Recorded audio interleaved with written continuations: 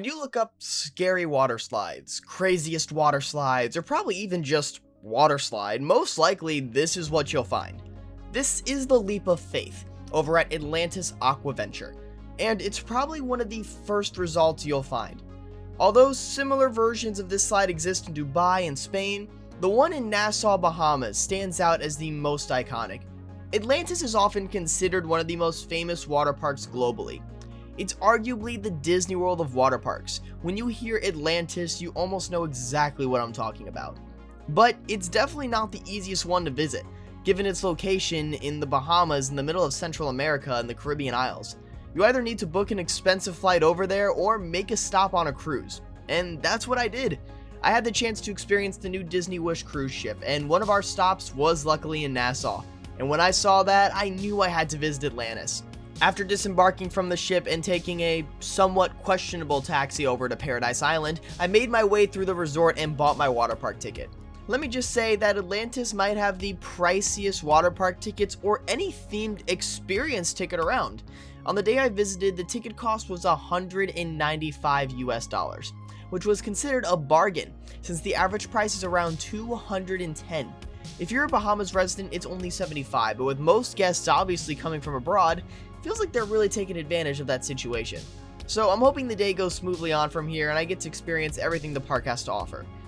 That would not be the case. Good afternoon. We are international again, but we're not at a theme park. We're at a water park. We're here to check out some of these amazing slides, iconic ones like the Leap of Faith, the Serpent, the Abyss. So many iconic slides here that I've admired my whole life. So let's go experience Atlantis. After getting inside, I quickly found a beach chair and sprinted towards the Leap of Faith. Seeing the Mayan temple in person was surreal, and riding the slide was truly a dream come true. The drop is incredibly steep, and while it may seem like a simple slide, its uniqueness is what makes it so special. You plunge down the side of a temple, slide through a shark tank with real sharks swimming around you, and splash into a pool. It's fast, exhilarating, but so basic and so unique at the same time. It has a one-of-a-kind thrill that can't be replicated. It's by far one of the best slides I've ever experienced.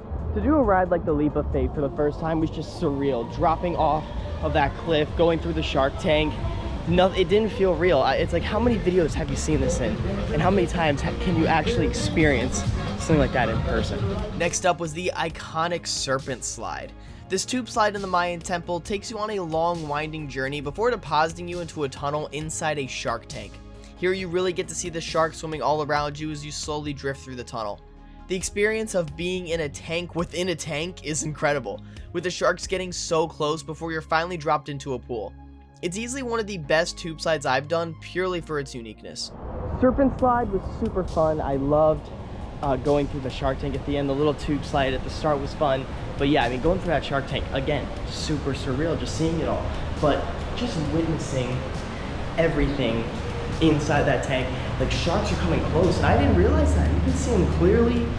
Man, that was super cool. Such an interesting water slide. I'm shocked there's not more like it out there, but I like the authenticity that it's here in Atlantis. Next up was the Challenger Slide, and I didn't realize just how tall it was until I saw it in person. It's as tall as the Leap of Faith. The slide is all about pure fun. It's a straightforward double down design, but with two slides side by side, you could race your friends down at high speeds. It's an excellent choice for kids who are ready to take on bigger thrills. Challenger Slide, another slide I've wanted to do for a while, and that was absolutely incredible. Just a quick double down, really fast, a lot faster than I expected, a lot taller than I expected. I didn't realize it's the same height as Leap of Faith. So there's not much to it, but it was really fun. At this point, everything was going great, until I realized things were starting to take a turn. The Jungle Slide, a long winding body slide in the Mayan temple, was closed all day, which if there's any slide closed in that temple, I'd want it to be this. So I headed over to the Tower of Power to try the bigger slides, and decided to go for the really tall water coaster, the Surge. But that was also closed when I got up there, and there was no sign or anything telling me it was closed until I got to the station. Since I was already up there, I opted for the Abyss instead since it was right next door, and that quickly became one of my all-time favorite slides. The slide features just a massive double down, but it's so well covered and hidden that you have no idea what's happening as you descend. You shoot down a super steep drop, then plunge into another drop in the dark, finally emerging in a giant aquarium. Getting up close with the sea life in this incredible cavern makes it one of the coolest water slides out there. The event here blew me away. That is so much steeper than I could have ever imagined. For spoiler, skip 5 seconds. The slide is just a big double down. But that first drop is super steep, and then falling out to this amazing, beautiful cavern. Super, super cool. Again, seeing it in person is crazy. That was probably my favorite water slide so far here. That was awesome. At this point, I noticed a lot of people heading up the Tower of Power with tubes, so I figured the other 3 water coasters must be open. Tower of Power has a total of 4 water coasters, 3 on one level and 1 at the very top. But when I reached the top, I found that only 1 out of the 4 slides were open for the entire day. This was a huge disappointment. The one that was open was the drop. You start in a small enclosed section, then shoot out into 3 back-to-back roller coaster hills. This slide is intense. It had me flying out of my tube and spinning around. It's super fun and drops you right into the lazy river, and it's easily one of the best water coasters I've ridden. But I really wish the others had been open so I could have tried them all. So the water coaster there, I don't know if it was the surge, the falls, or the drop. Only 1 was operating, which sucks because it looked like there was 4 of them. The one I did was good. It's one of the older gen ones, so I mean my raft was spinning everywhere, and it was just 3 drops back to back after this cool enclosed section. It was very intense. I'm not gonna lie, that was probably one of the most intense water coasters I've done just because of how out of control it was. It made no sense.